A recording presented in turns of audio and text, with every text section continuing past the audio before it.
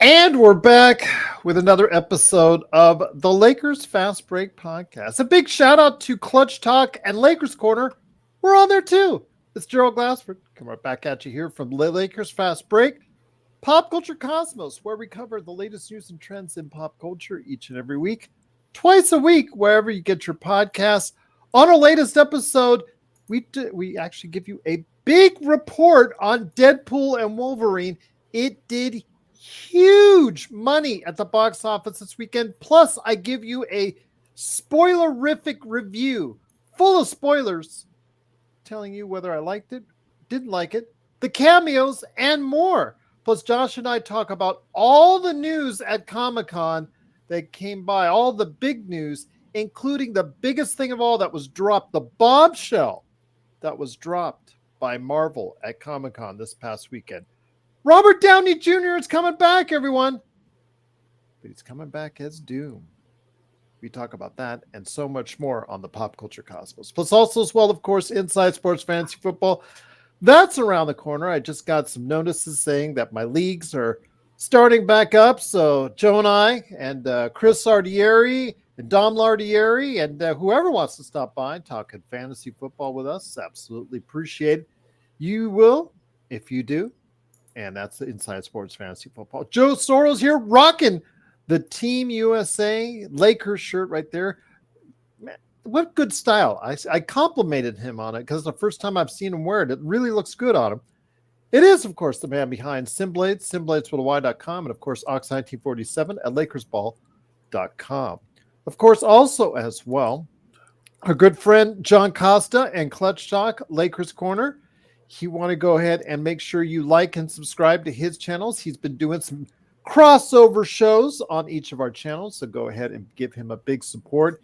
He is where we were once at as far as a small, growing, fast-growing YouTube channel. We're a little bit larger, fast-growing YouTube channel, so go ahead and support all these great channels. Plus also our good friend, Mr.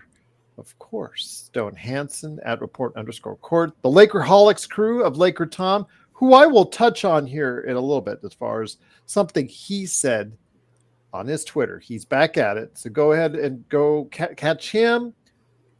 Jamie Sweet, Laker Tom, like I said, Michael Heinrich, those guys are at Lakerholics.com. They didn't have anything to talk about. There's always something to talk about at Lakerholics.com. So that's why they weren't on the show this weekend. But Lakers in 5, Empire Jeff TV, Daniel Barry, Sports Highlights. Yo, please go ahead and support all these great channels and support ours as well by giving a big like and subscribe. We're almost at 1,800, just a little bit under, just a few left to go, 4 subscribers left to go before we hit 1,800 on YouTube. So please like, follow, and subscribe wherever you see us. And please support us right here at the Lakers Fast Break Podcast. Well, it's good to be back in the big chair once again, along with my good friend, Mr. Joe Soro. Thought we'd come back to give you a recap of what went on earlier today. I know that Joe got the Twitter message asking if we would be by on playback. It's early for us on Sunday morning, but there was still some work to be done on the other side of the world in Paris, because in Paris, France, Kevin Durant came back to the lineup. Much speculation on whether or not he would come back, how injured he was, how bad that calf injury was. Well, Joe, it didn't look too bad at all. In the first half, 21 points. LeBron James igniting the fast break time and time again with 21 points himself. KD with 23, as the Team USA, they were in a little bit of a battle for about a half against Serbia and Nikola Jokic, but pulled away halfway through the fourth quarter and cruised to an easy victory, which you need because a lot of the determination on the seeding for the following medal rounds is based on scoring differentials. So you need big victories, and the Team USA did just that with a 110-84 victory over Serbia, like I said, with a big shout out to Anthony Davis. He was the leader. Again, if you like that plus minus thing, Anthony Davis was the big winner with plus 28. And here today to discuss that, plus some Laker stuff and crazy Laker Tom rumors as well, Good man indeed. Go ahead and check him out at Simblades, simbladeswithY.com. His upcoming video game, Corrupt, which was showcased again at EVO this year, was also as well. Of course, Lakers Ball, LakersBall.com as Oxnard47. It is Joe Sorrell and Frank. Great to have you here as well. Sports Baby, Kurt Affair, Darren, our usual suspects are here, Joe. Team USA in the house, looking strong. Can keep it rolling along. Yeah, it was nice as soon as the sniper showed up, and I'm not talking about Steph Curry. It was almost like a switch. He hit his first 2 threes, and I was like, He's the all-time leading scorer, and you can see why. Just some guys, Joe, just play the international ball real well, and he just feeds off of that 3-point. It's a little shorter 3-point line, and he just feeds off of it. You know, I'm going to get into to other details of the LeBron Durant, because this game was about LeBron and Kevin Durant, and it sparked something for me today. My buddy messaged me. He was at Comic-Con this last weekend, taking pictures and dressing up and lucky guy doing all that stuff, right?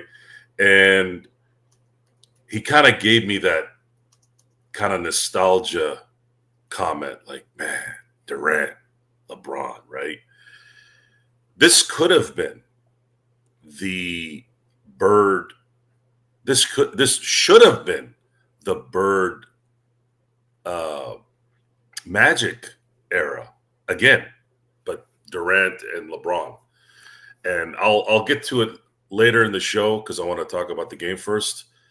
But this was a display of really, and again, all due respect to Steph Curry, the best players of this era. And this era, you can say, has been 15 years, not 10. Typically an era is 10, but since a lot of these guys are starting to play 20 years, you almost have to extend that era now. It's no longer a 10-year run. You had Larry Bird played, 12, 13 years? Magic played 12 years. Jordan, if you kind of eliminate the Washington years, I count them, but I really don't. Jordan played like 13.8 years. These guys are playing 20, what will be 22 for LeBron. Durant came in the league in 2007. He's starting to creep up into that high teen area now. If these guys are doing this much in, I mean, I don't know if we can really measure things anymore. Mm-hmm. I really don't. I don't think we can measure anymore. And you would look at someone like Kevin Durant, and the word is that he does love basketball more than advertised.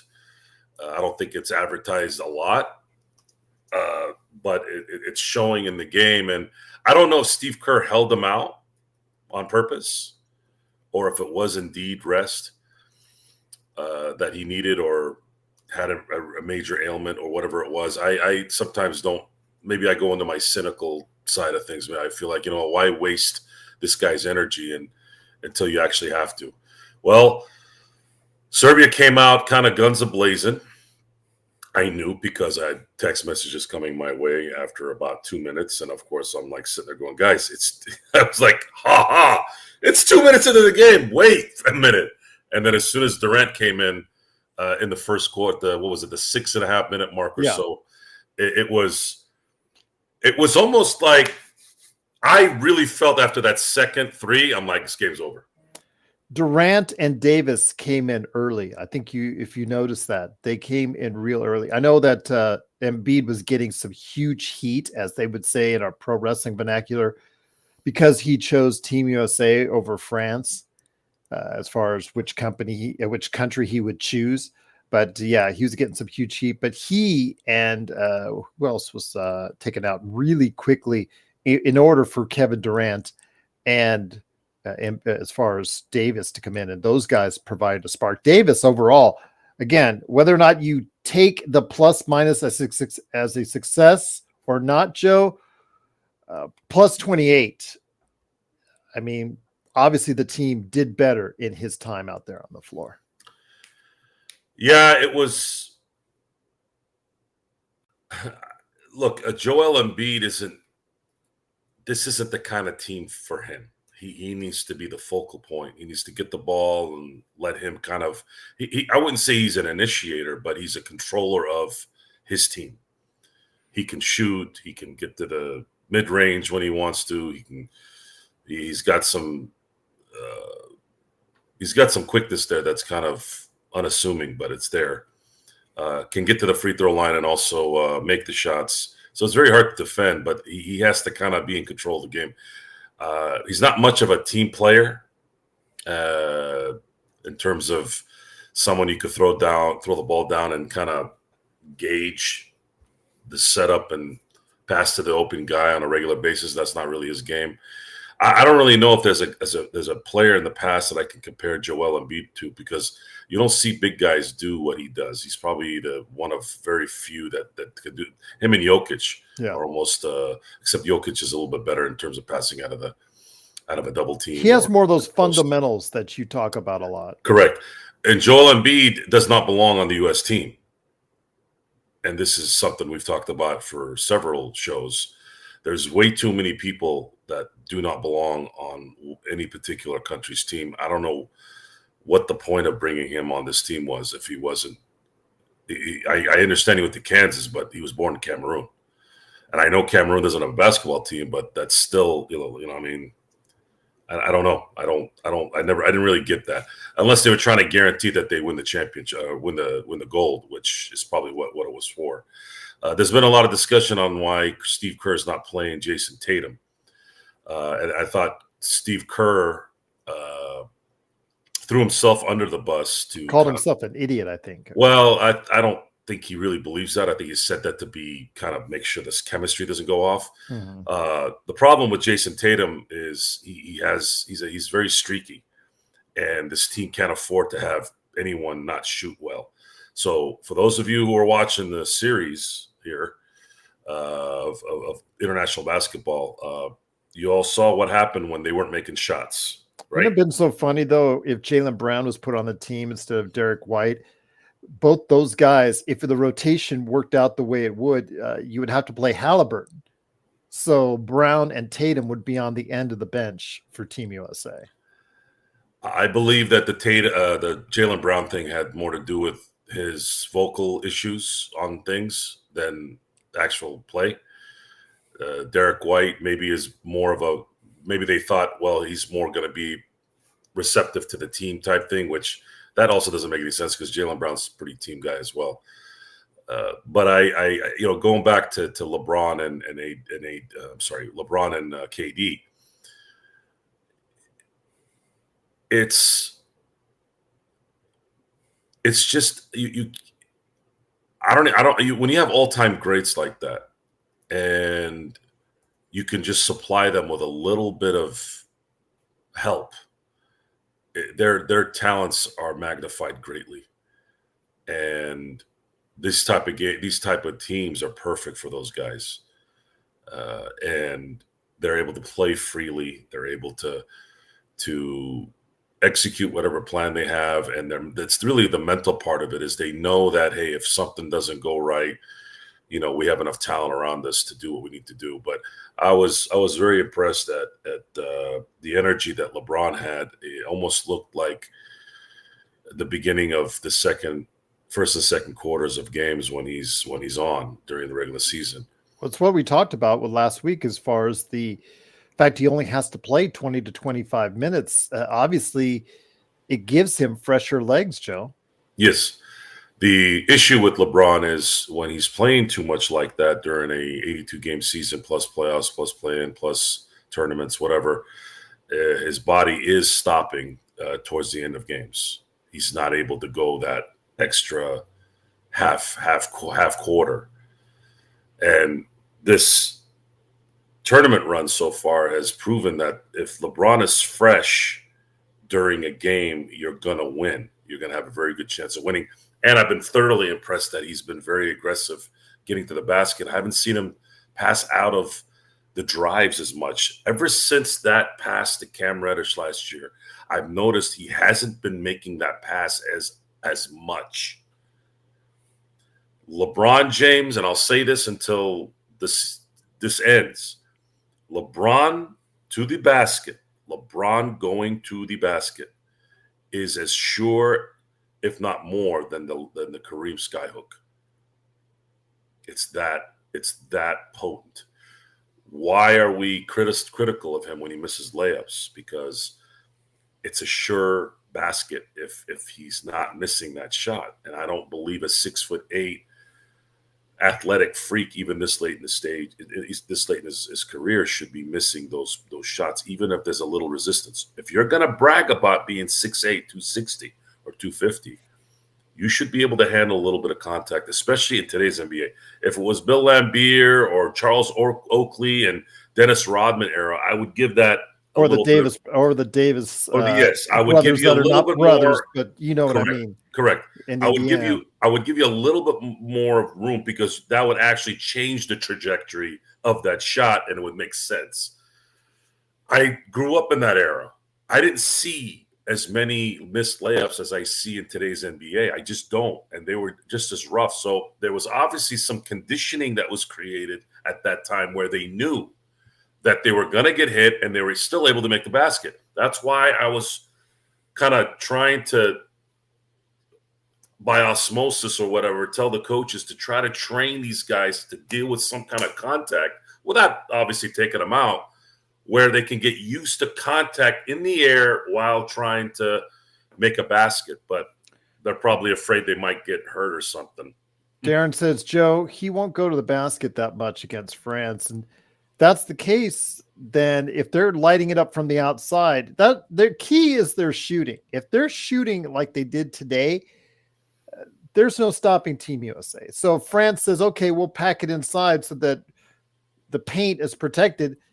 If Booker and Durant and Curry and even LeBron James are lighting it up from the outside, Joe, then there's really no stopping Team USA.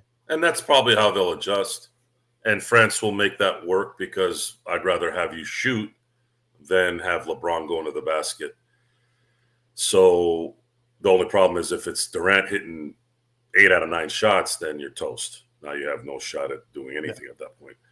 And of course, if LeBron is shooting 8 out of 9, yeah, you're really done. I mean, this was a complete butt whipping. And I did also notice, as great as Jokic is, man, he was at the mercy of his talent. He didn't have as much room as he did when he's in Denver. He doesn't have Jamal Murray there, or Michael Porter Jr., or any of his Denver crew. And I noticed that collapsing on him while he gets the ball is much easier. I know USA has more talent on the team, of course, that helps, but it's a completely different game with Jokic. I mean, he was I didn't notice any dominance with him with this particular team. He needs those spacers. He needs that space to operate. And the reason why I bring that up is I think it's very important that we understand, as in terms of knowledge of sports, and not just basketball, but any sport, eras, rules matter, and competition. They matter. You can't simply just assess a career or a play or a player based off of just an individual season or a particular era. Like, there's too many variables that get put in there. And what I saw today with Jokic is, if Jokic doesn't have the space that he needs, that he gets when he's in Denver, he's easily kind of neutralized. So when you compare Jokic, because we've been hearing this, Jokic, is he the best? Is he a top 5 center? Absolutely not.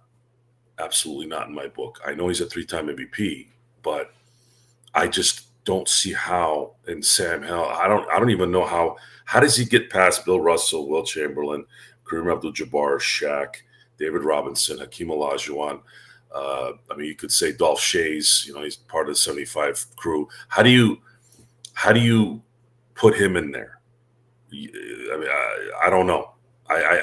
Today, watching it, I just think there's just other players that I believe that I would go with before him because of certain circumstances. But going back to, again, I keep kind of veering off here, but going back to LeBron and Durant, I felt as soon as Durant came in, it was as soon as he hit those first 2 shots, you could just see Serbia go shoot, and then they never really recovered after that. Once again, it is the Lakers Fast Break. It is Joe Sorrell, aka Alex1947 from LakersBall.com. It is me, Gerald Glassford. Thanks again for watching, listening. Truly appreciate everyone. The Team USA out there doing its thing, on its way, hopefully, to a gold medal with a 110-84 victory to start off their pool play against Serbia. Their next game is coming up on the 1st. July 31st. July 31st at noon against South Sudan. We'll see if we can provide a playback on that.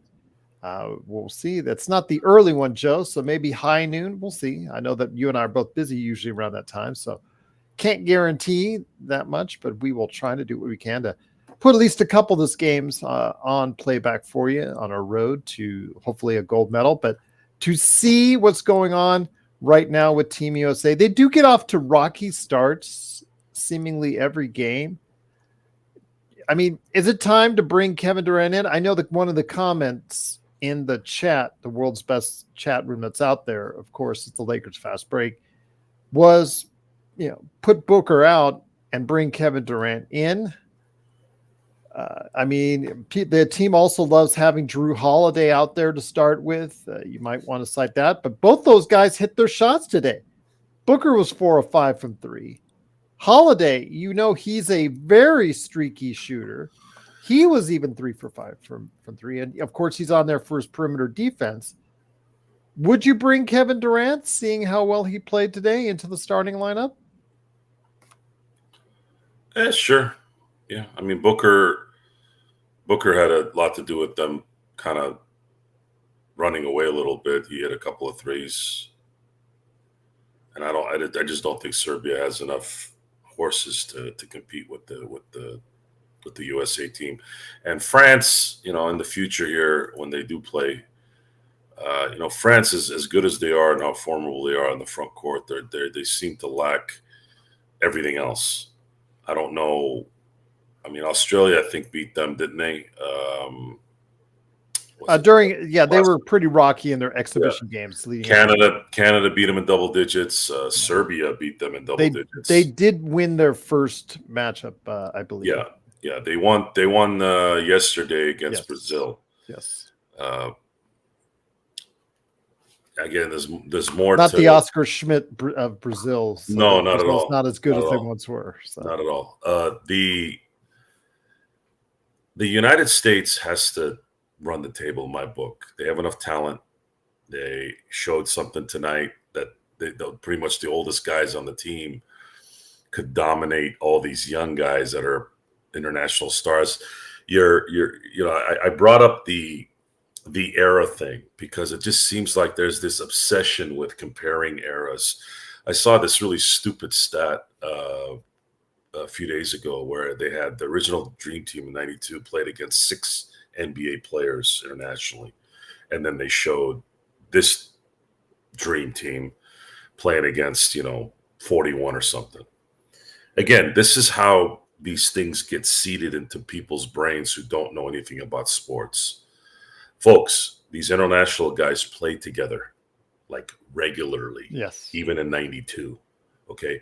You're going to do a lot better. Now, and I'll compare it to what I'm going to say right now. Guys like Drew Holiday, guys like Bam Adebayo, those guys generally wouldn't be coming into this kind of team if they were just looking to get the top players of the NBA. They put in guys like Drew Holiday.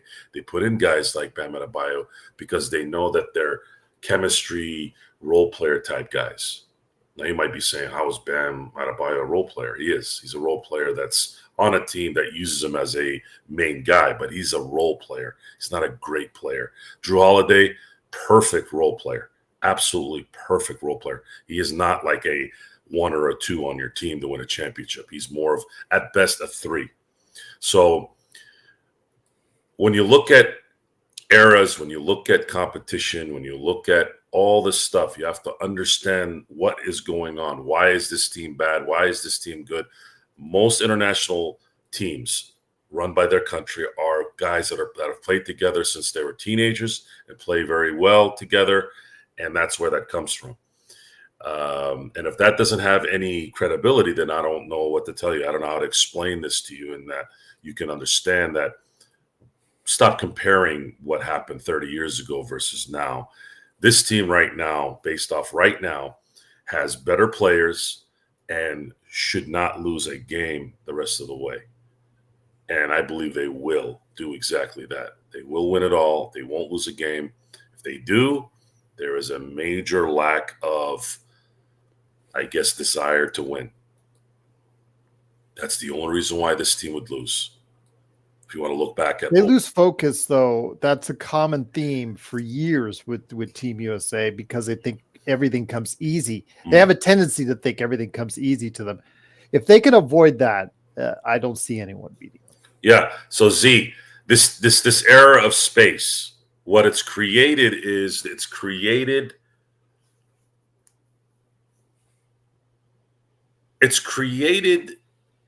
easier execution. Because possessions weren't, I thought for sure possessions went greatly up since, let's say, the 90s. But what a year ago, Sean and I did some investigating on this. Turned out there was only 4 extra, like when we averaged it out, it was only 4 extra possessions a game compared to what it was in the 90s. I was a shock to me. I didn't think it would be that low. So what's happening is these guys are actually just more efficient in scoring and getting assists and getting rebounds. That's I think what's really changed. And everyone is more well-rounded. Before, you used to have a specific spot on the court. You had the center, you had the power forward, you had the small forward, you had the shooting guard, you had a point guard, and you had those guys doing specific jobs. You never had a 6'2", 6'3" guard, i.e. Russell Westbrook, going after rebounds near the basket. The only reason why you saw Magic Johnson master the triple-double, and then 10 years later, or I should say 5 years after he retired, you had more less than that actually, Jason Kidd, is they were big guards whom were savants. They were probably the 2 smartest basketball players ever, right? 2 of the most smart, the smartest players of all time. So they were, you could have those guys kind of, I guess, relinquish the defensive anchor a little bit so that they can start the break. They knew where to get the ball out quick. They knew how to outlet. Like, so many details in how this works. And you have to analyze it by that. You have to watch the games. You have to understand what their games are, how it executes, how they execute. And they are, Jokic is the example. I still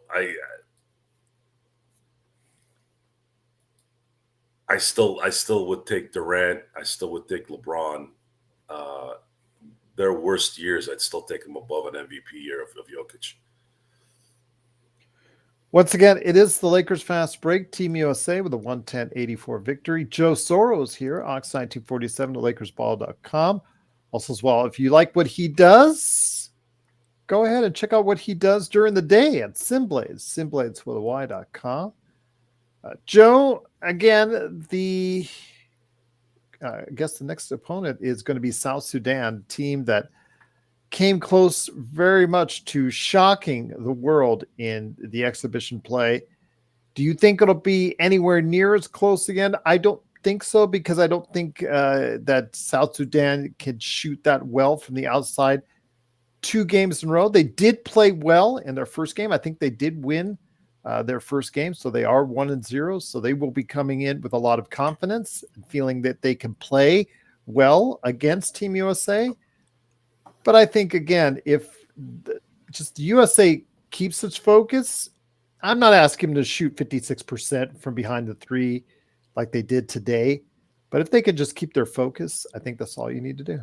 I'm expecting them to shoot 57 from three, especially against South Sudan.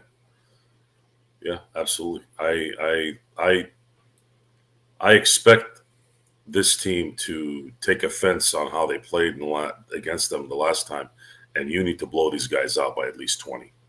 Mm-hmm. Show them that this was a fluke. You got a little big-headed here, where you kind of saw yourself a little bit bigger than you are. Time to have the U.S. Team humble them.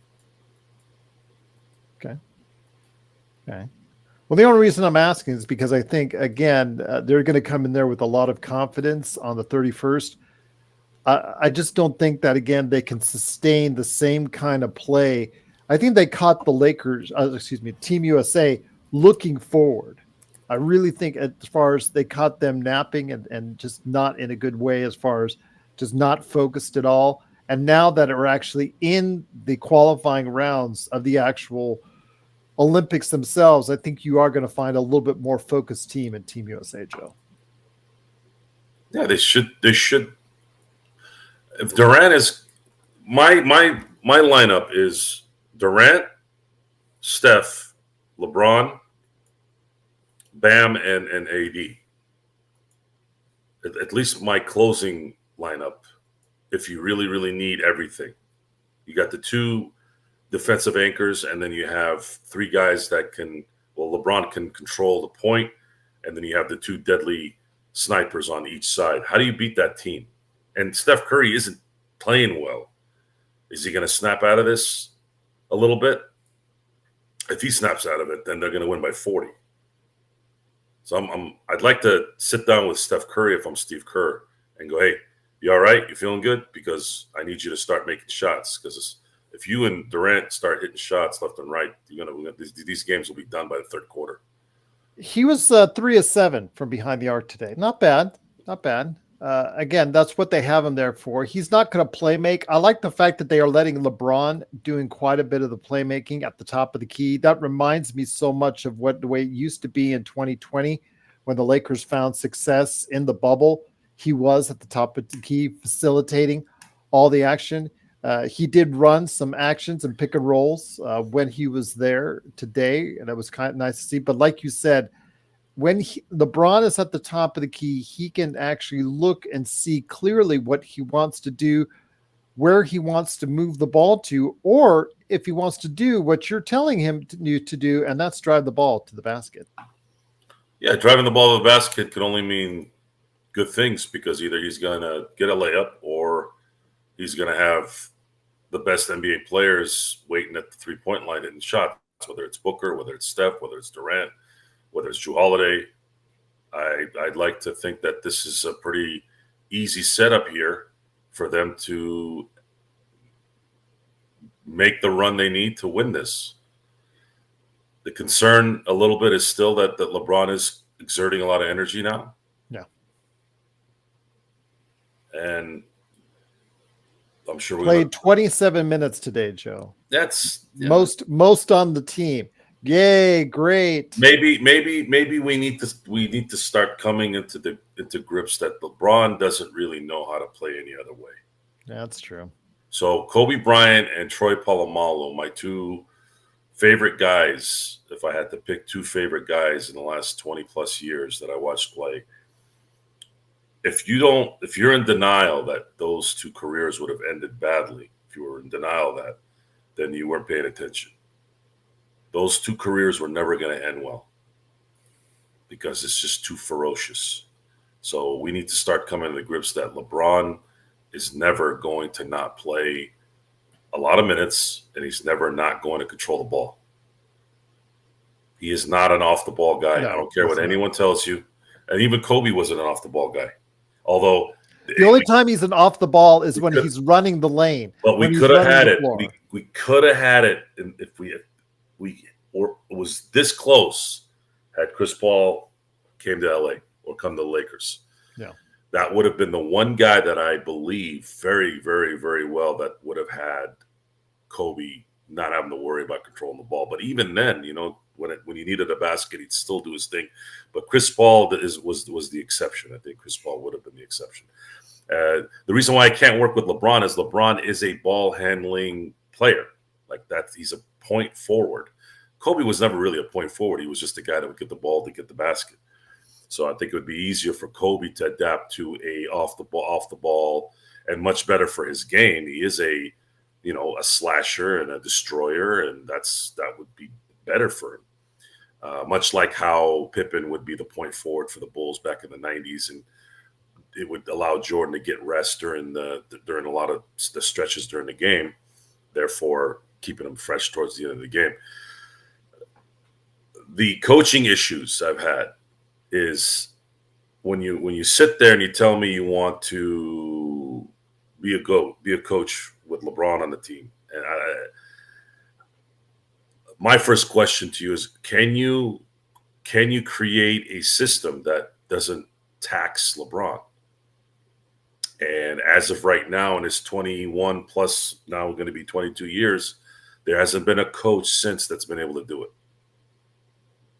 And the difference between LeBron, Kobe, Jordan, let's say, let's use those guys, is Jordan and Kobe had a coach that expanded their games by implementing a system that helped everything, not just their game, but also obviously the people around them.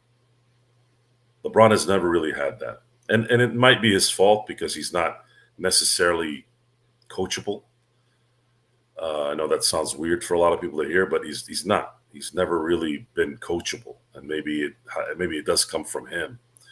And being the Peyton Manning of the NBA, Peyton Manning, I don't think any coach, whether it was Tony Dungy, whether it was Kubiak, whether it was anyone, Jim Mora, definitely not Jim Mora. I don't think anybody could come to him. I mean, there's a play against the Steelers in 2005 during the divisional round where Tony Dungy wanted to punt the ball, and Peyton Manning went like this. He just said, F off. That's LeBron James. And it contributes to why those guys, as successful and as great as they are and have been, it's that little thing that's probably held them back a little bit in winning more, because they've never really been in a system. It's always been the LeBron or the Peyton Manning system, and they think they can do everything. Well, folks, it's hard to do that sometimes. Sometimes you need that extra kick from somebody else. You need Kerr to hit that last second shot. You need Paxson to hit that last second shot. You need Ron Artest to hit that three at the end to win Game 7. LeBron has gotten help. I'm not saying he hasn't gotten help, but I think in the long run, looking at what's coming here for the Lakers, I'm still holding out hope this one last time that somehow this guy's game can be put in a system where he's not taxing himself. And watching these games, and it's just not happening. How much better can you be than Steve Kerr? Steve Kerr's supposed to be the top 5 coach in the NBA. He can't really do it. So maybe we're just not going to get that in this guy's game.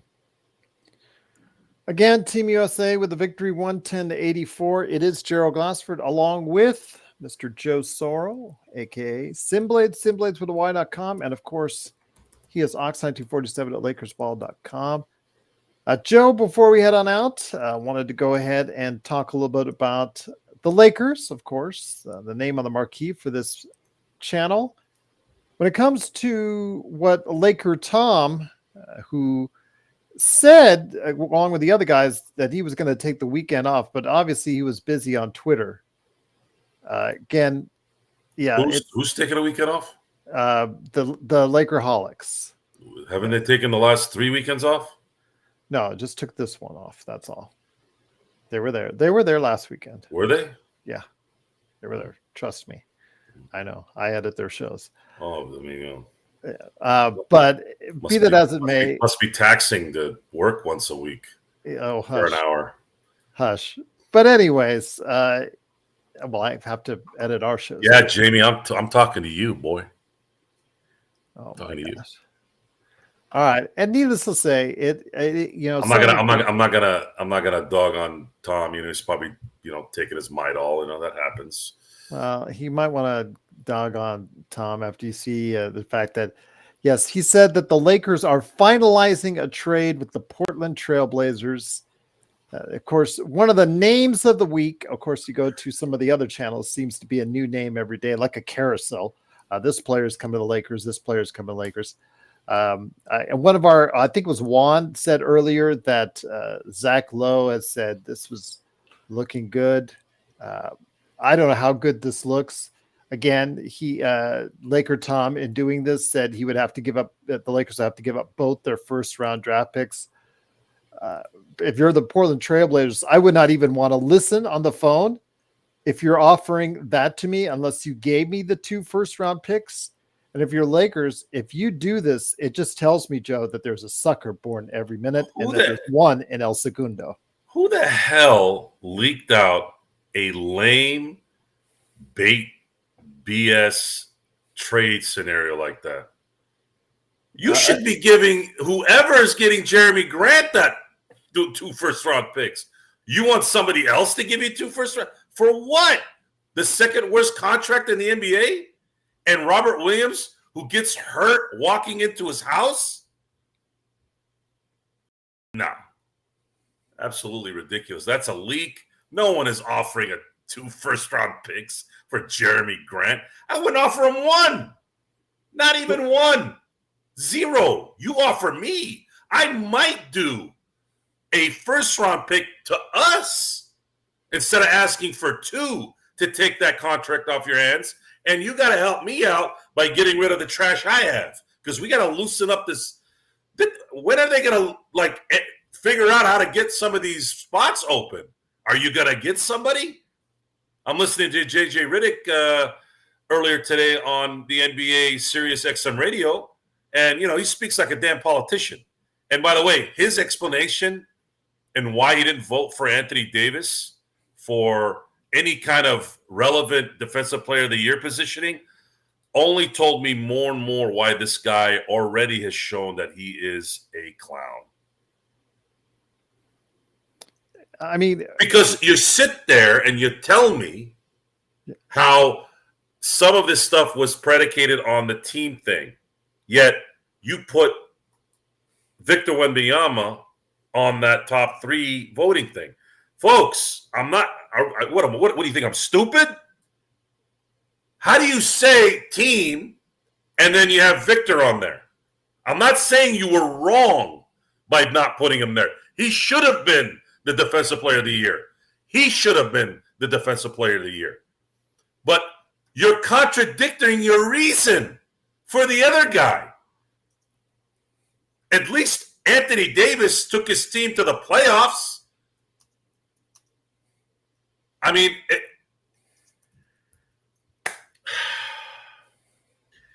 you know how exhausting it is? It's exhausting to have a discussion with grown adults about how they're wrong all the time. And they're oblivious to it. They will talk themselves into believing they're not. I'm like, what are you talking about? How are you not wrong? You just said, I didn't vote for this guy because of team stuff, blah, blah. But you voted Victor to go in the top 3. You guys, AD had more votes than Bam Adebayo, who's a top 3 pick. How does that make sense? I don't know what to tell you, man. I don't know what to tell you. So now you want me to trust these guys to set a trade that'll work to bring in a big man. Oh, we need a big man. What big man? What? There's like 5 of them out there, and they're all getting paid $30 million a year. How the hell are you going to get a big man here to help AD? You had your chance to go get Jonas. Yeah, you would have had to pull some strings, but that's the player you needed. That's exactly who you needed. What's Jeremy Grant going to do by giving? I don't think they're going to do this. I don't think they're that dumb. But what is that going to do, getting Jeremy Grant and giving up draft capital? It's not going to happen. If Portland wants to get rid of Jeremy Grant's contract, they're going to have to throw a first-round pick. Possibly 2. At least that's what I would be saying. I'd be like, you're out of your goal. You're out of your freaking mind. I ain't giving you a freaking first-round pick for Jeremy Grant. That guy's not worth second-round picks.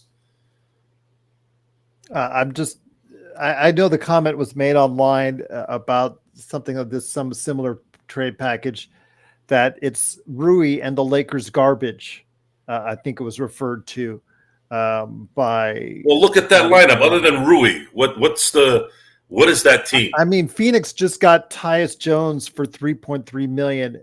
He is a better player than Gabe Vincent is at $11 million. Is he really? Well, it's basically the same player. I mean, you get my drift on that. Yeah. Jared Vanderbilt. I mean, health issues aside, he is a nothing for you on the offensive end. I mean, he could defend. That's great. But the fact is they exploit him on the offensive end, especially in a playoff matchup. So he becomes useless as you go along in the playoffs. And JHS, will he play again? Hopefully he will. He didn't play at all in Summer League. So where's his development at? We'll have to wait and see.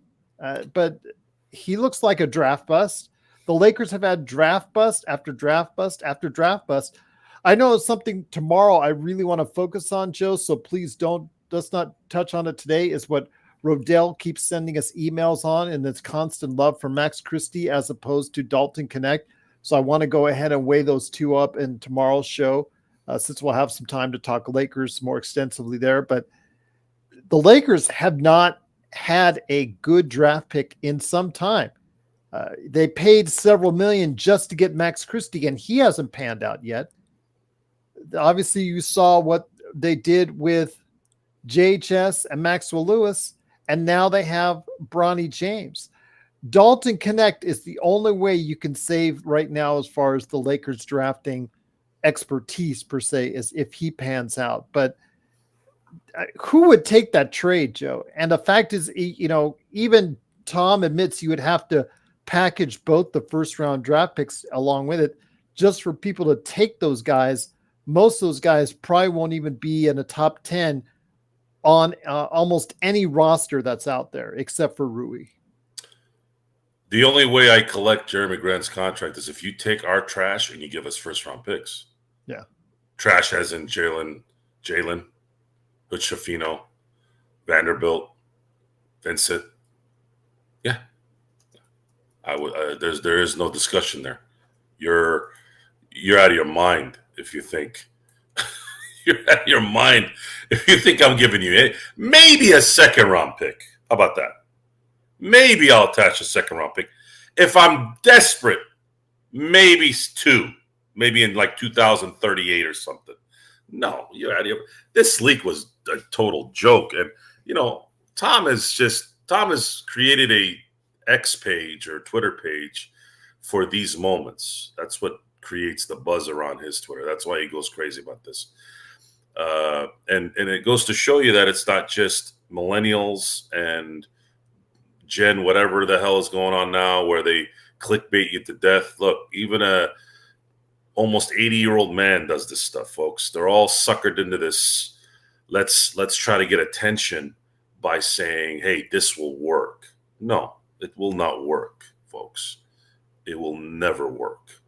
Getting somebody like Jeremy Grant while giving up assets and not giving up your deadheads. That just doesn't make any sense. This is supposed to be Portland trying to get rid of a contract for players where their contracts are either small or are going to run out quicker than Jeremy Grant's. So therefore, you trying to get rid of these big contracts, you need to give us the reason to do this trade. Now, Jeremy Grant does solve a little bit of a talent issue. He can play.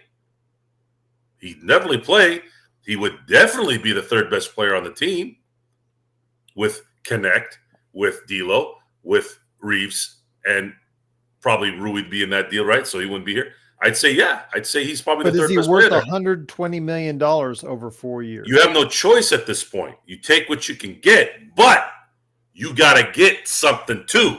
So by getting draft capital, even if it's one first-round pick, you've already done yourself a solid. Why? Because now we're in this era of we need draft picks so that we can develop. Why? Because the idiot morons who brokered this deal decided to not even negotiate or put any pressure on the owners in this deal, and now are forced to train draft picks and develop people in the NBA versus going with what was good. What has the NBA done in the last year? They took a giant dump on free agency, which was their bread and butter, a bigger dump on the trade deadline, and even a colossal Jurassic Park dump on the best sports show, arguably ever. All for what? Because they all think, oh, everybody's going to go over here anyways. We'll just force them. And you know what? They're probably right. We're sitting here complaining, but we're still watching. So they got us by the balls. Right? Yes. Chuck, the Chuck, as entertaining as he is, his nickname forever will be the big contradictor. Even worse than Shaq. Shaq is really bad at that too, but Charles takes it to number one. He'll sit there and he'll criticize the NBA for thinking about money instead of fans, yet the next article is, I'm getting paid 10 years, 210. You think if Amazon comes to him and says, hey, we'll cover your contract, we'll pay TNT to buy out your contract. You come over here and we'll add another $2-3 million. You don't think he'll run over there like a little boy to a lollipop? I'm telling you right now that if that would be in their move, if they can get inside the NBA. I understand that Warner Brothers did file suit against the league, which obviously makes for a very uncomfortable situation in the final year of their contract. But yeah, Amazon, Warner Brothers cannot match the number of viewers that Amazon potentially has on a daily basis. So right there in a nutshell, I'm not sure that they have really a solid case to stand on. They can match dollar for dollar, Joe, but they can't match the number of eyes you could potentially have on any one of their games on Amazon. Because 200 plus million people have Amazon Prime. They're going to make money somehow. What I've noticed with the streaming companies is, so I went to T-Mobile on my cell phone about a year ago or so. And part of their package was they were giving us Netflix for free and Apple TV. Mm-hmm. I don't really watch Apple TV a lot, but I was kind of happy about it because they play Dodgers games on there exclusively sometimes. So I was like, oh, cool. If I'm on the road now, I can watch it on my phone versus I had to use other means at home to watch it, which I still watched it. I have some ways to manipulate that, right? But it was harder on the phone. So then I go, Netflix. I'm like, yeah, I've used my friend's Netflix. I watch it here and there. It's not that important to me. If I need to watch something on Netflix, I can just borrow my friends. But then we got it. I was like, yeah, finally have a Netflix. Cool. Well, over the last year, they went from having normal Netflix to all of a sudden you had this Netflix that was not HD or something or whatever the hell it was. It wasn't as fine. Then it went from that to commercials. And then it went to you can't watch certain movies because of your package. They kept taking things away and you kept watching garbage. I'm like, don't I pay a subscription? I mean, part of the $200 I'm paying for my phone, that's where I'm paying it. Now I got to watch ads? Really? And then now you got to pick what I'm going to watch? You brought me in like that and now you're going to make me pay? Dude, I got this so I don't have to watch commercials. If I wanted to watch commercials, I'd go watch network TV. Why do you think I don't watch network TV? Because of commercials. Why do you think I stopped listening to terrestrial radio? Because of commercials. Well, Joe, how are we supposed to make money? I just paid you a monthly freaking fee. Well, it's not enough. Well, that's your problem. Raise the price then. Well, Joe, people are going to cancel. Well, then figure it out.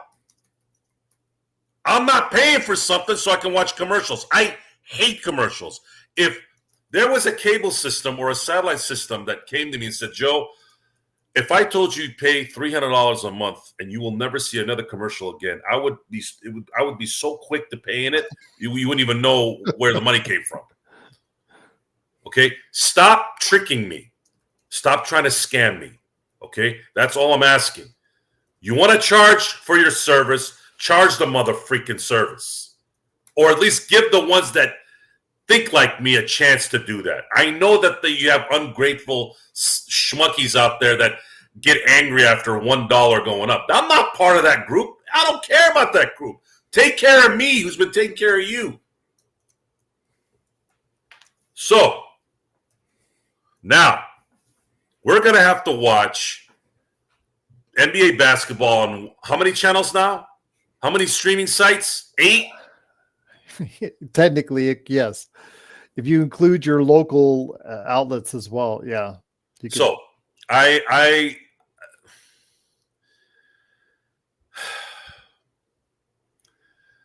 talk about money on this show a lot in terms of how everything has become about money, and then there'll be retorts that are, it's always been about all the money. I go, no, it wasn't. It wasn't always about the money. If you look at the NBA in the late 80s, early 90s, when I really started watching, I don't remember this stuff. They didn't talk about this stuff. I told you, John Hot Rod Williams was the highest paid player, I think, in 1990. It wasn't even Michael Jordan. It wasn't Magic. It wasn't Bird. It was probably somebody else, but I remember he had a high yearly income. And I'm like, we didn't hear about all these contracts and money and this and money and money and money and money. And the more things are costing money, the more these guys are selling out. Like, I can't figure it out. I can't figure it out. But it's making the experience of sports not fun. I had to be coaxed into coming back and doing watching the Lakers this year because of this show. I really had finally gotten turned off by it after this Bronny James crap. We had private conversations. I really was done, man. I can't complain. You guys talked him back into everything in my life. When I'm done with it, you're done. Like I'm like Al Davis was famous for that. I'm the same way. Like once you're done, I'm out. And I've gotten calls from people that I've cut ties with, and I cut ties even deeper at that point, because as soon as they start coming, hey, Joe, I really want to hang out. I'm like, no, I ain't hanging out with you. I go, you're a scumbag. And they're surprised when they hear it because no one tells them. Their family doesn't tell them. The family goes into, passive aggressive. They'll say things behind your back. I'll say it to your face. I'll say it on the phone. I'll say it in front of everybody. I don't give a shit. If you're a scumbag, I'm going to tell you to your face or on the phone or in a text. Well, I don't give a shit what. And this NBA is what? Why are we sitting here and supporting just greed? It sucks. It's counterproductive. We love the sport, but they're not giving anything back to us. What are they giving us? They're giving us a reality show right now. The Lakers are. I'm listening to JJ Redick today. Man, that guy can talk. That guy can talk. The only problem is, I don't give a shit how good you talk. I'm listening to what you're saying. I'm not listening to the charisma. I'm listening to what you're saying. And I just heard contradictions every other sentence from that guy's mouth. And everybody there was just sucking it up. Now, the guy that was interviewing he's an interesting guy on Sirius NBA radio. His name was Justin Termini. He's usually a very brutal guy. But he is. And he did kind of ask him a question but it was in a nice way. And I was like, Justin, come on, dude. Threw him a softball. You threw him a softball. That's a good way to say it. I go, Justin, you're on Eddie Johnson like freaking flies on dog shit. Dude, you had your chance to just skewer JJ on some of those, especially after that AD comment. Because I would have been on him right away. I'd be like, all right, JJ, you cannot say you didn't vote for AD because of team play and then vote in Victor Wembanyama, despite the fact that he was their only defensive player. You're contradicting yourself. Now, what's going to happen? I'm telling you guys this right now. You should pay attention to this again. What is going to happen when it's December 13th or January 11th or February 3rd, when it's hot, cold, you're in Cleveland, you're in Milwaukee, you're flying back from 4 out of 5 on the road, and JJ gets on you? What's going to happen to the team? What's going to happen to that player that he talks to in not a nice way? Are they going to be receptive, or are they going to resent him? What's the Lakers' record going to be at that point? Because it's going to be harder for those players to get on him if they're at 40-20. But what if they're 25-27? And you know these vulture, parasite, cockroach pieces of shit media people, the second they see one little argument, they're going to just start doing this. Then what? Then LeBron's going to start tweeting about hourglasses, about things that fly in the air. It's supposed to be some kind of sign. I'm supposed to be impressed by this innuendo. But again, we will see. But I just wanted to go ahead and get your thoughts on it, Joe, because I thought it was just, I'm like, we're going to be watching, and we're going to dissect this, folks. Look, I want the Lakers to win. You all know this. If you don't believe that, you're dumb. We wouldn't be here 300 days. We want them to win. Man, do I want JJ Redick to work. I want everything to work. But they've given me no reason as of July 28th to believe that this thing's going to work, because it hasn't worked. And you haven't changed anything except JJ Redick, which is by name. I don't know if his coaching has changed. I don't know if his coaching will change what they've had. I mean, you had a good coach at Frank Vogel. You screwed that up. You had good role players who played defense and made timely shots. You screwed that up. How am I going to believe that you're going to make better here? And you haven't even upgraded the roster. And you're involved in rumors about Jeremy Grant and how Portland wants 2 first-round picks. If I was the GM of the Lakers, I would have purposely done an interview right out of the gate. Right out of the gate today. I don't know where this rumor came from, but anybody who does 2 first-round picks for Jeremy Grant must be pretty desperate. I'm not going to go on there and insult anybody, but you can say it in a way where you can be like Pat Riley. What did Pat Riley say when Jimmy Butler was mouthing off? This is Pat Riley, right? Very well respected. The Godfather. What did he say? Just so you guys know, I'm not trying to be a tough guy here. Look, Pat Riley in the NBA, 60-plus years. Hey, if you're not playing, shut up. He set a precedent that way. That's what leaders do. Last thing before we go, Joe, something that's just popped up. Juan Stockton. I don't know if he's related to Mr. John Stockton, but anyways, are the Lakers a top 6 seed? I do like the name. If you're a Hispanic Utah fan, I think that would be there. You go. A pretty good name. I got to admit, fits right in. Plus, look. I grew up 45 minutes south of Stockton. A lot of Hispanics in Stockton, so maybe he's one from Stockton. True. There you go. Are the Lakers a top 6 seed? No, not right now with this roster. No, absolutely not.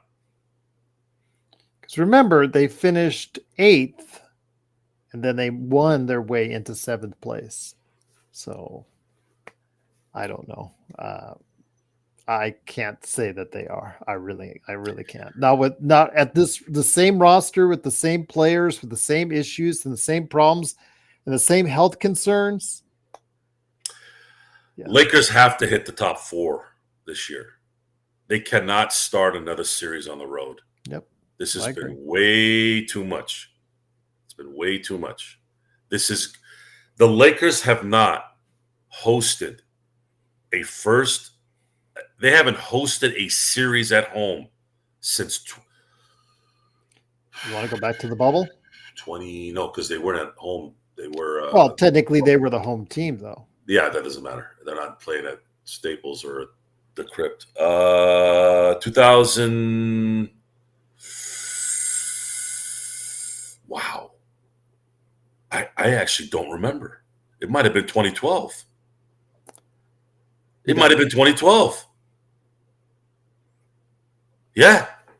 If you want to take the bubble out of it, it could be 2012. The bubble doesn't count, Gerald. They're in Orlando. I understand that as far as the home team, There is no home team. They did count home and away there. They did. Yeah, they did. Just like they do in the Super Bowl. But you call if Dallas is playing in Arizona, are they home? In the Crypt. How about they haven't hosted a first round series at home since 2012.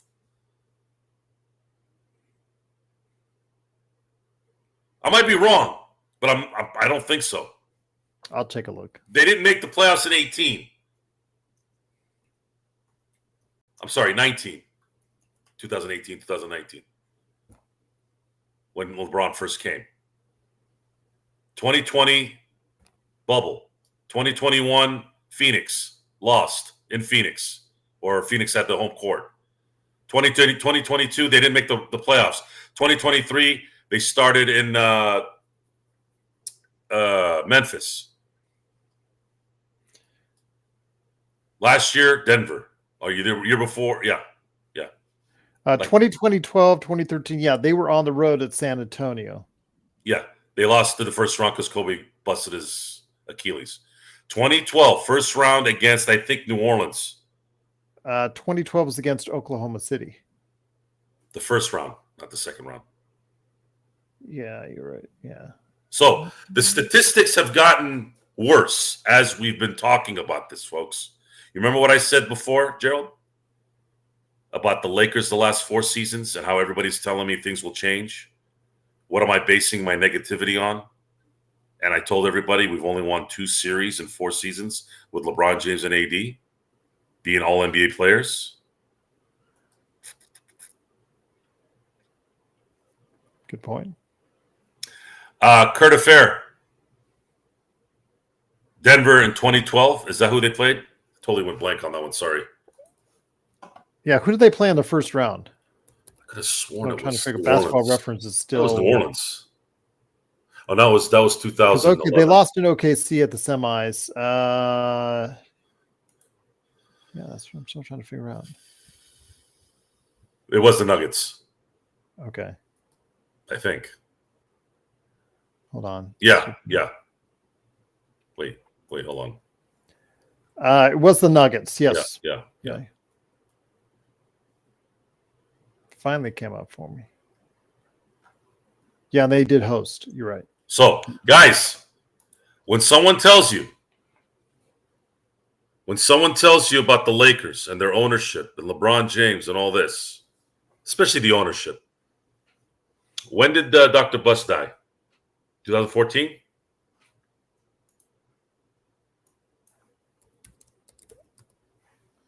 As far 2013. 2013. He died February 18, 2013. So basically the year after. Soon as Dr. Buss died, this team has not seen an opening series at any point, first, second round, third, whatever, where they had home court.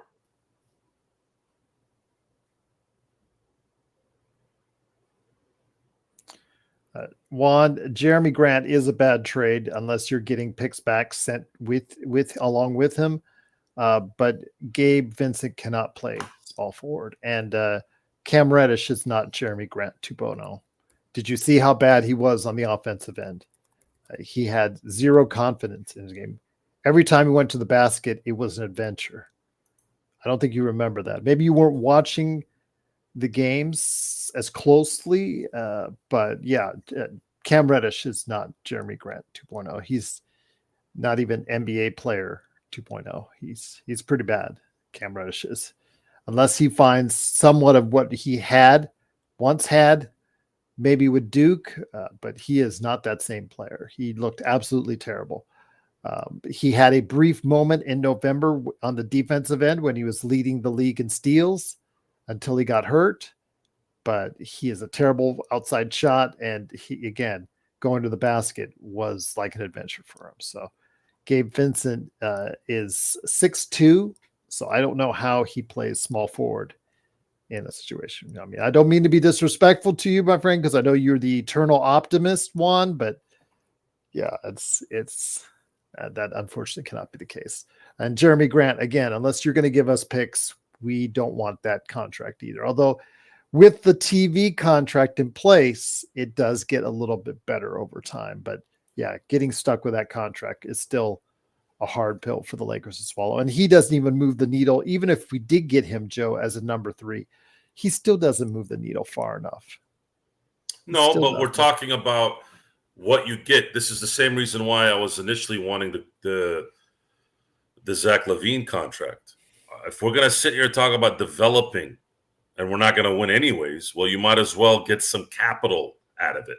Mm-hmm. They need to build capital. They don't have anything. Yeah, if you give us the picks along with Grant, that's it. You want us to take on these contracts, you got to give us picks. Yeah. Zach LaVine for sure 2. Jeremy Grant for sure a 1. For sure. If I don't believe this league at all. No one is giving Portland 2 first-round picks for Jeremy. I mean, these GMs all know, Joe. You've got to be the dumbest GM in the NBA. Yeah, there's no way. If you don't know that Zach LaVine and Jeremy Grant are 2 of the absolute worst contracts in basketball. I mean, of course, when somebody calls you for it, sure, I'll listen to it, but you got to give me picks on top of it. Ben Simmons was for years the worst contract in the NBA. Now it's a contract now everybody wants because that's $40 million coming off the books. Well, that changed. Honestly, I think that changed drastically this last few weeks, and that some of these Brooklyn doesn't want it. Brooklyn says he can't have them. Franz Wagner just got $200 million. That might be the worst contract. I like Emmanuel quickly, but paying him $175 million. That might be the second worst. I mean, these contracts were horrendous. And again, this goes back to terrible collective bargaining agreement, all predicated on money because certain owners can't control themselves. All this money about, Mr. Dolan in New York complaining after the fact. Dude, you own New York. You own the most prestigious, not probably most valuable, most prestigious plot in New York, Madison Square Garden plot. Why are you complaining after the fact? I thought owners implemented a commissioner to speak for them. Where was he? Playing with his ears? What was he doing? This was a horrible deal. In so many ways. Also what? So that owners can contribute to the players. The players are employees. They're there to play. They are the most important part of this. But not at $200 million for players that are good. And some are okay, not even good. Quickly, really? 170? Really? That's a terrible contract. Franz Wagner making $212, that is horrible. But Bloodhound, they are not the best the Lakers are at managing money. You say they were number 2 in revenue in 22 and 23, and you don't hear them complain like Dolan, but they're not the best at managing their own money. I mean, all they had to do was make one small move last season for a team that finished in 8th place. Yes, they moved up to 7th, but they finished with the 8th best record in the Western Conference. They had just to make one tiny move, and they would have made Genie $10+ million, an extra $10 to $11 million. Again, that's just right there. And then, of course, they bungled this season's or off-season moves so much, Joe. Now, remember, they had to go back crawling and begging to LeBron to take a pay cut in order to get them under that second tax apron, because they miscalculated how much money they gave out.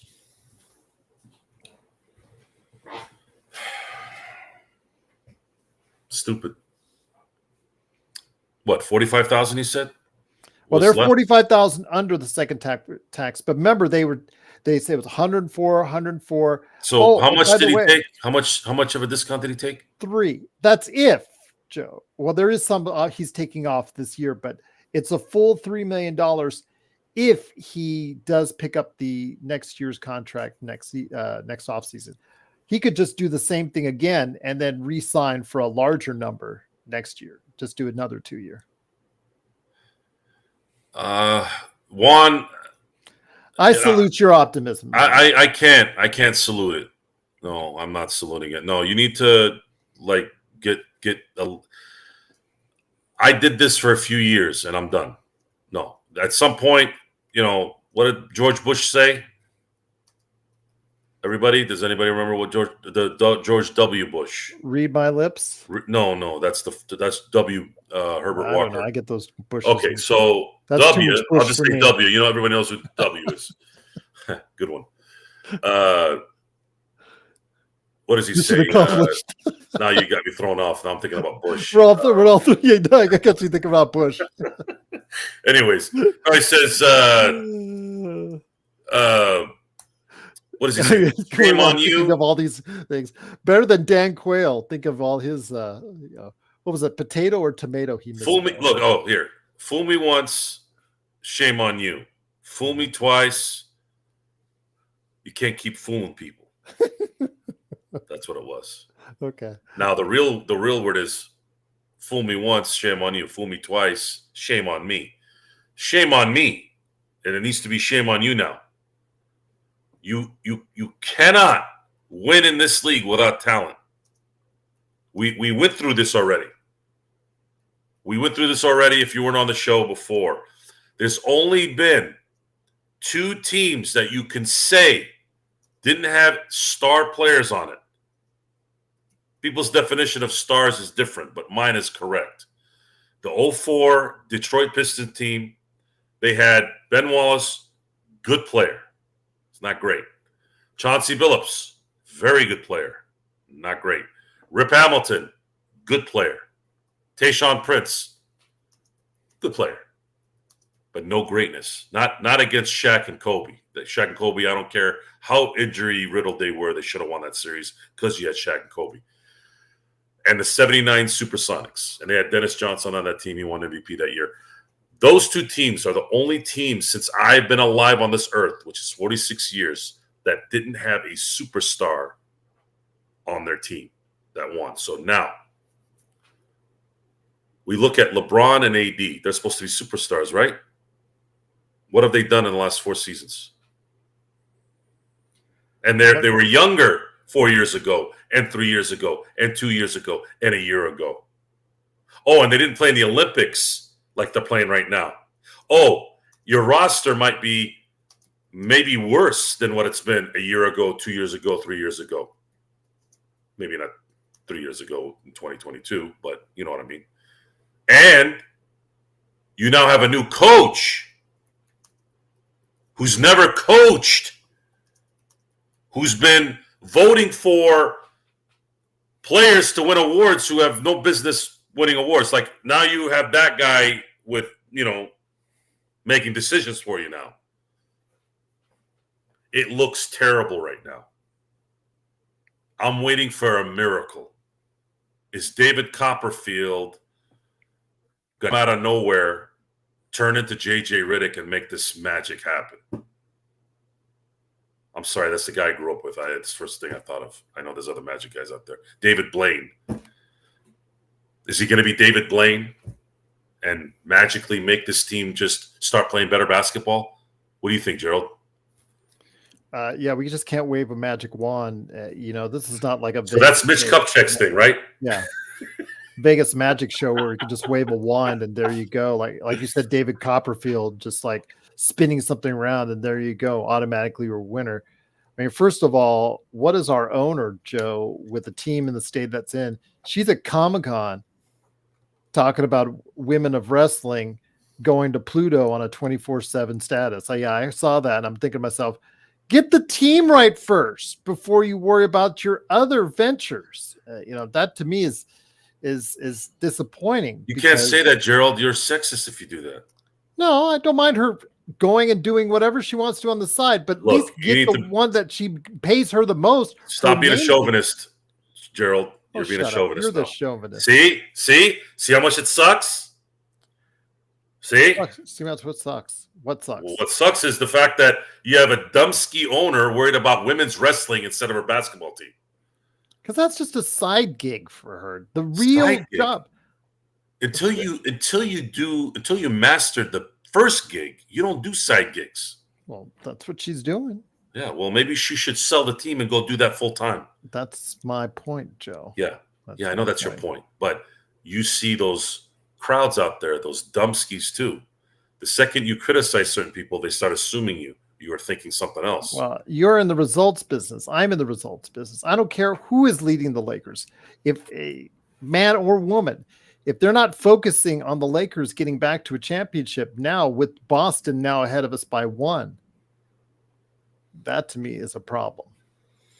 That should be your focus 24/7 until you make it happen. Yeah.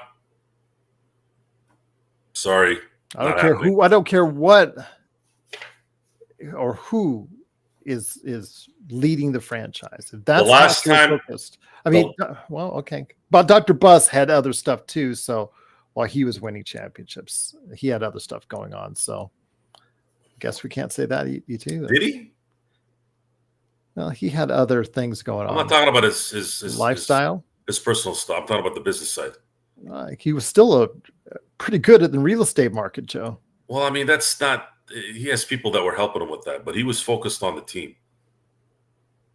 He was focused on the Lakers. Okay, if you say so. The results said so. Think about it. Dr. Buss took over the Lakers in 1979. They won a championship 9 months later.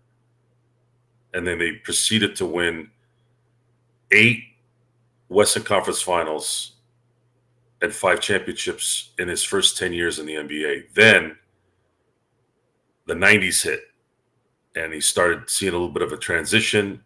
Pat Riley leaves, Coop leaves, and then Magic got sick, and then there was a little bit of a lull there, and then within 4 years, boom. He gets Shaq, he gets Kobe, he gets Derek Fisher. A year later, he gets Rick Fox, he gets Robert Horry. And then he wins another 3 championships a few years later when he gets Phil Jackson. Oh, then there's a little bit of a lull, a little bit of drama, and then they went to 3 straight finals and won 2 championships. 1 finishing off the Celtics in 7 for the first time.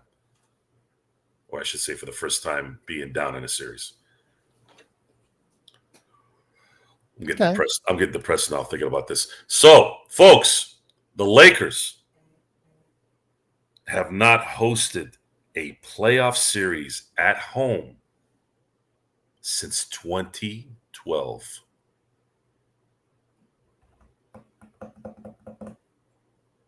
That's 12 years. And you want me to be optimistic? Why? Because they won in 2012, 2020?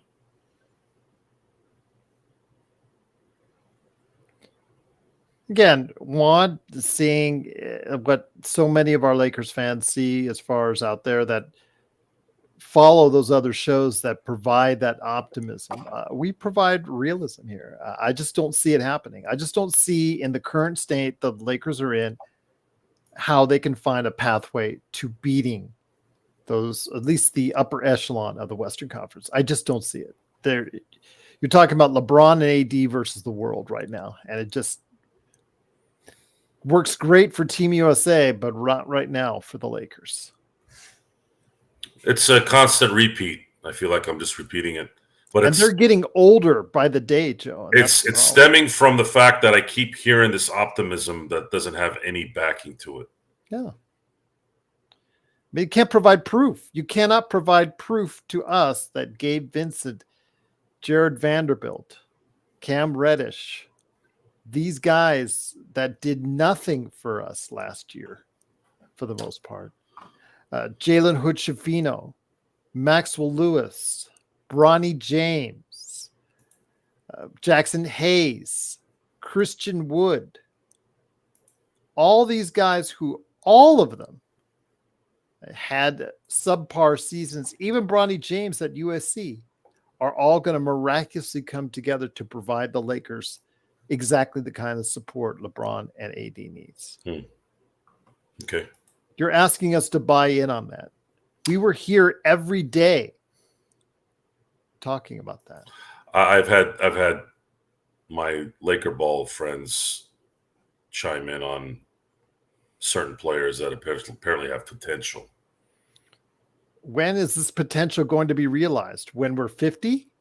When we're 60? When, in my case, when I'm 80? In Tom's case, when he's 100? I mean, when is this potential going to be realized? I mean, that's what I want to hear. At LakersBall.com, who is it they say this potential is going to be realized? Bronny James. Apparently he has athleticism or something. He scored 13 in Summer League, and you want me to be high on that? Yeah. Because he's got potential athletically. I'm sitting there watching. I'm still watching it, this potential. I don't know where it is. I haven't seen it. He's supposed to have a vertical of 40. Has he gone to the basket and jumped over anybody to dunk? Because I remember AI was 6'1". I mean, he was probably less than 6'1", actually. He was his height was 6 feet. Might have been like 5'10", maybe. And I saw him go to the basket. I never saw him miss I never saw AI miss layups. So where's your? And he doesn't have AI didn't have a 40-inch vertical, at least not that I know of. So what are we missing here? We're setting the stage, Gerald, for either a massive award for being right or a massive Titanic-like sink. So we're going all in. We're either going to be massively right or massively wrong. And I can't remember the last time we were wrong like this. About stuff like this. Yeah, that's. And I was optimistic last year. You can go back and look at the tape. We both were. Yeah. I said, Rob paid everybody. Now it's time to put up or shut up. And they shut up, all right. And then at that point, it's not unfortunately, guys, I don't have the time to go scout the Vanderbilts during the summer or the Gabe Vincents during the summer. I don't know what these guys were doing. The last thing I knew about Gabe Vincent before he became a Laker was he was getting destroyed by Denver. But he played really well in the playoffs. So I didn't know. I didn't know what Jared was already hurting, Joe. Yeah. He was already coming into training camp. Vanderbilt got completely neutralized the same way Gabe Vincent did against Denver last year. Then what? Cam Reddish wasn't here yet, so I had no basis of that. Jackson Hayes wasn't here. Jackson Hayes actually played better this last year than I thought he would. That was positive, but he still was useless where it mattered. And that's the point here, guys.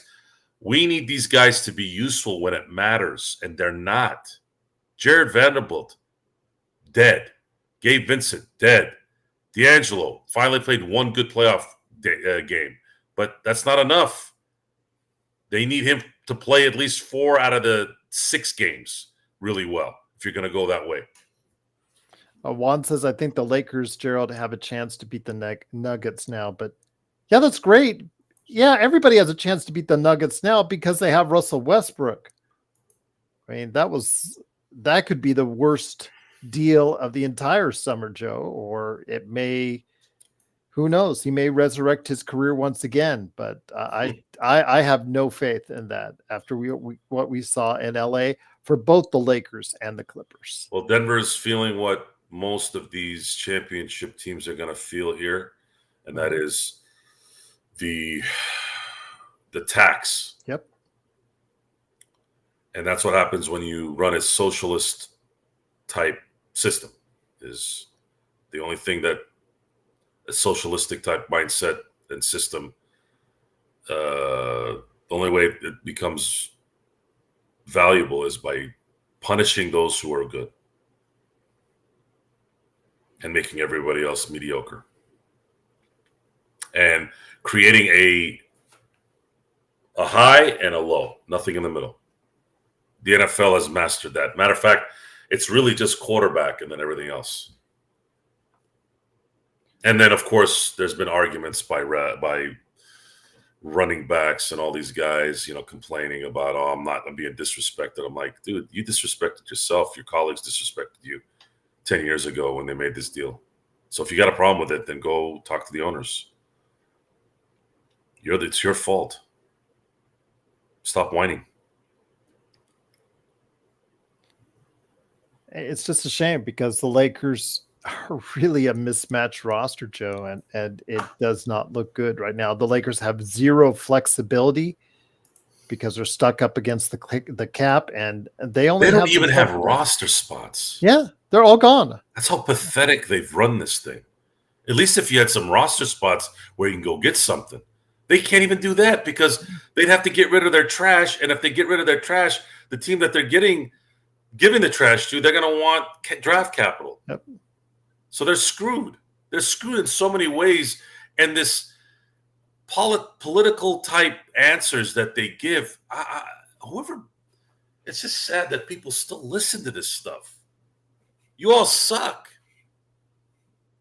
How are you going to get out of this rut? Stop telling us the company line. We need to develop. You have no one to develop. Maybe connect, but he's not going to be a superstar. He's a role player. What are you going to develop from Dalton? Into what? What's he going to be? Durant? No. You need a Durant. Like, you need that guy to go on, make the Lakers great. Lakers always have the big names. That's what created this entire franchise, its entire existence, except at the beginning of it all. Yeah, George Mikan, who was from the beginning.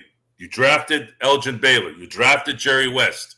After that, it turned into get us the big players. Get us Wilt. Get us Kareem. Get us Shaq. Get us Gasol. Get us LeBron. Get us AD. None of those guys were developed. Those guys were already developed and ready. The only way you develop in this league from the beginning is you got to suck ass, get a first overall or second overall. Hopefully not a second overall because they've been pretty shitty at picking there. That's going to be a lot of risk. Corbina, I'll tell you about this about Cam Reddish. When he was with the Knicks, I used to get sent stuff on Twitter all the time and be told by you guys, whoever was around that time on our chat, oh, we got to get Cam Reddish. We got to get Cam Reddish. You guys, did you see the highlights on Twitter? Did you see the highlights on Twitter of Cam Reddish? Oh, Lakers got to get Cam Reddish. Well, the Lakers did get Cam Reddish. And look what it got. Look what it got. Whole lot of nothing. Again, this is a player who had so much potential when he's coming out of Duke, and it's basically, I don't know where it went wrong, but it went wrong. Watch him go into the basket. Forget about his terrible shooting outside. We all know about that. But the fact is, man, look at when he goes to the basket. It looks awkward. It looks unorthodox, and he looks like he has no confidence in that ball going in.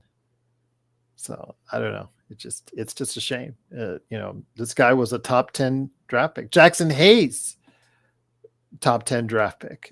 And look at that. He's what, 24, 25, Joe, and he looks like he's on his way out the league as well. Rui was a lottery pick. He's okay, but not worthy of a top 10 pick, at least not from my view. He's a rotation player. Yeah, rotation players in my book should never be a top 10 pick, ever. I know it's hard to I always remember Jordan. Jordan Hill is the one that I remember so vividly. I never forget this. He was the pick after Steph Curry in 2009. Oh, after or before? Because I know Flynn. After. The reason why I bring him up because the Knicks had the next pick before the Warriors picked Steph. And it was very clear that the Knicks were going to pick Steph Curry. And then, of course, they didn't, and they got Jordan Hill. Just one pick later. Could have been worse. Could have picked. You're talking about an all-time great and then a guy that's an all-time. It's just amazing, that one pick. That one pick should not be that bad. One pick after. But Minnesota had two. Yeah. Rubio and Flynn. They went both point guards. Yeah. And look what happened there. And everybody said it looked right for the first few years because Steph couldn't get his ankle right. But as soon as his ankle got right, and that was the biggest contributing factor on why they had money for Durant in 2016. It wasn't because it was just some loophole. I mean, it had a part of it, but Steph didn't sign a second contract that was large. He was only getting paid $10 million a year. And that opened it up for Durant. And when we opened the show, I talked about the Durant-LeBron thing. And I wanted to maybe end the show discussing this. We lost a Bird Magic era with Durant and LeBron. We should have had the Durant versus LeBron finals before a Steph Curry LeBron final. And really, I don't know if you could even say it was Steph versus LeBron. You can't add, in my book, the second best player in your era on a team that already has the third best player of the era. And then you had two of the best shooters of all time back in terms of the backcourt. And you arguably could say that Durant is the third greatest shooter of all time. And some might even say he's the second greatest shooter. I mean, just think about that for a second. The Golden State Warriors had arguably the three greatest shooters in their prime at the same time on the same team. In an era of basketball where shooting became paramount. I would have liked to have seen Oklahoma City be the team with Durant on it. Durant should have went to management after they lost that series up 3-1 against the Warriors in 2016. He should have went to management and said, listen, guys, I want to stay in Oklahoma, but I can't do this with Russell Westbrook. They could have gotten something. They could have gotten a huge haul for Russell Westbrook. He could have stayed the course, and you would have likely seen Oklahoma City versus Miami or Cleveland, I should say, more than what we ended up watching. And for some reason, that popped in my head watching the game today. Is it one of the best trios? Obviously, 1992 notwithstanding. Is it one of the best trios of all time when KD stepped on the floor with LeBron and Steph Curry, as they were talking about today?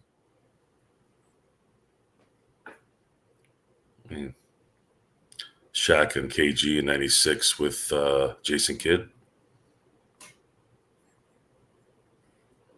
Magic, Kareem. I mean, it depends on how you value Jason. Magic, Bird, Jordan, but Bird wasn't really playing. Karl Malone. I'm not counting 92. 92 had so many great names. Yeah. I mean, you could say it, but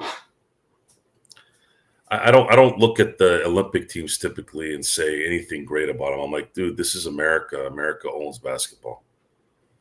They've won 16 gold medals in the 20 Olympic games that they've had. They've won 16 gold medals in basketball. It should be 17. Actually, it should be 18 if not for Kobe's situation in 2004. Because he was slated to be on that team in 2004, and I'm damn well better believe he would have helped the league, helped the U.S. win it that year. But the one in 72 is still a bad taste in a lot of people's mouths, even those who weren't alive during the time. But 16 out of 20, despite those two appearances, you dominate this because you have the best players in the world. Now, we're noticing a little bit of a shift, and wasn't planning on talking about this now, but since we're talking about it, the international game is taking some luster off the American player. You've had, since 2021, you've had, well, technically, I'm counting Embiid as a foreigner. I'm sorry. I'm not going to call him an American. He's not an American. He's born in Cameroon. So you've had 5 foreign players win the MVP the last 5 years. Giannis, Jokic, and Embiid.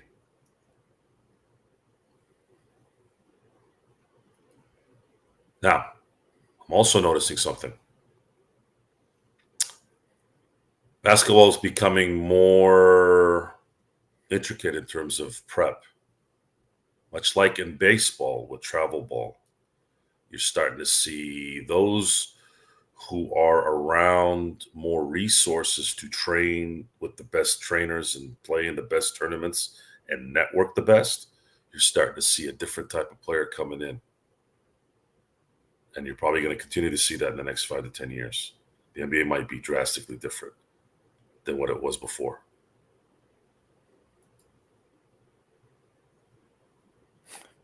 Dylan says the Lakers are cooked, Gerald. It seems like they'll be running it back, the same problem. Hey, they got JJ Redick. He's going to solve all the problems, right? According to what he says. Trust me, guys. I listened to him today. He's a suave speaker. It's just the problem is he hasn't run into somebody like me that can call out his bullshit. Everybody's kissing his ass. And then those who aren't kissing his ass are these pipsqueak media coward punks who just go on a mic and yap. No, I would sit down with JJ Redick and call him out on what he says. If I had a shot. Once again, it is the Lakers Fast Break. It is Joe Soro along with me, Gerald Glassford. I want to thank you so much for watching and listening. We'll be back tomorrow night. I want to hit up Joe with his thoughts recently, what Jovan Buha said about the Lakers rotation, especially the shooting guard spot. Something that Rodell keeps on emailing us, which you can do as well about anything Lakers related. LakersFastBreak@yahoo.com. Or put your comments below. We do get to them whenever we can. And then also as well, you can always be a part of what we do each and every time out right here on the Lakers Fast Break. I want to give a big shout out to everyone on Lakers Corner and Clutch Talk. If you haven't liked and subscribed to both of those channels, please do so. And please, if those viewers haven't subscribed yet to the Lakers Fast Break, we're on 5 to 7 days a week, over 300 shows a year. Over 1,100 audio episodes, 1,100 video episodes. So we've done a lot here on this channel. But Joe, any last thoughts before we head on out? No. All right. And on that note, once again, Team USA with a victory, 110-84. Always want to hear your thoughts out there about the Lakers. Juan, you keep that enthusiasm going. Can't say we are in agreement, but still, we're all one big happy family. At least we hope to stay that way. Still talking Lakers basketball as we get closer and closer to the season. Got basically a month. We'll go ahead and fill up with as much as we can basketball-wise for you to keep you occupied until training camp, and we'll go ahead and make sure we do that. But once again, please like and subscribe because you'll get the latest notifications on when we go live right here at the Lakers Fast Break Podcast.